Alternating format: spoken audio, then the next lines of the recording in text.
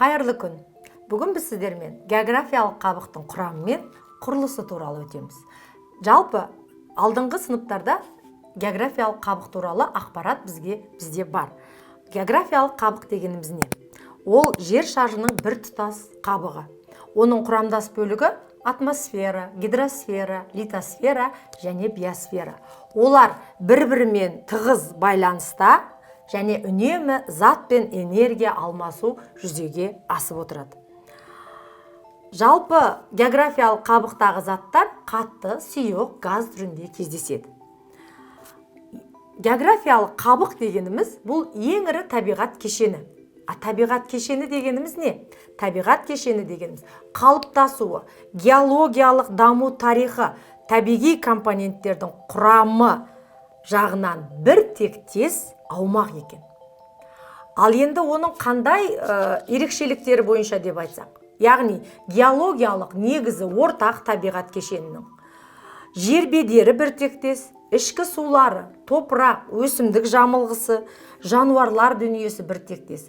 Тіпті табиғат компоненттері арасындағы байланыс, зат алмасу әрекеті де бір тектес екен. Сонымен біз сіздермен табиғат кешенін айттық, я? Табиғат кешені. Мен сіздерге айттым, табиғат кешенінің ең ірі табиғат кешені ол географиялық қабық. Табиғат кешенін біз аумақтық табиғат кешені деп бөлеміз екен. Аумақтық табиғат кешені.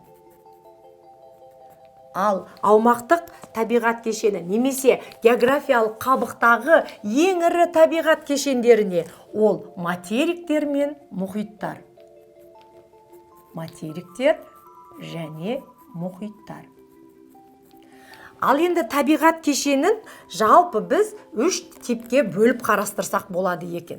Бірінші, ол ғаламдық табиғат кешен. Бұл жерде біз ғаламдықта материктер мен мұхиттарды мысал қылып айта аламыз.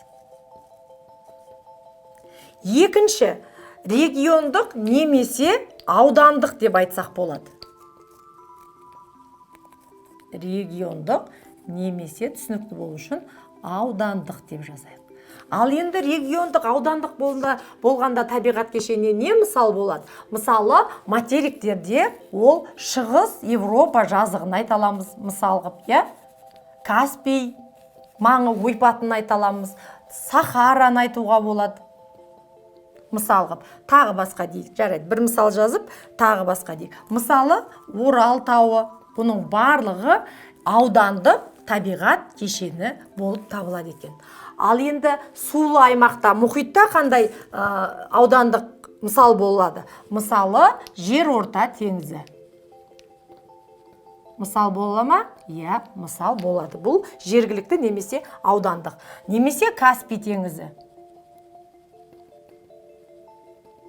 Тағы басқа деп қояйық, иә? Үшінші табиғат кешені, балалар, ол жергілікті. Енді біз ғаламдық, региондық және жергілікті деп қарастырдық. Ал енді материктерде ол шағын төбе болуы мүмкін, немесе ол өзен арнасы болуы мүмкін, мысал.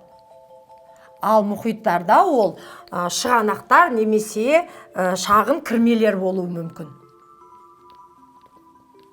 Мысалға бола алады, е? Мысалы, об кірмесі деп айтуға болады. Бұл табиғат кешендерінің жалпы үш деңгейде бөлу, деңгейлік бөлуі үш деңгейде. Ол ғаламдық, региондық және жергілікті екен.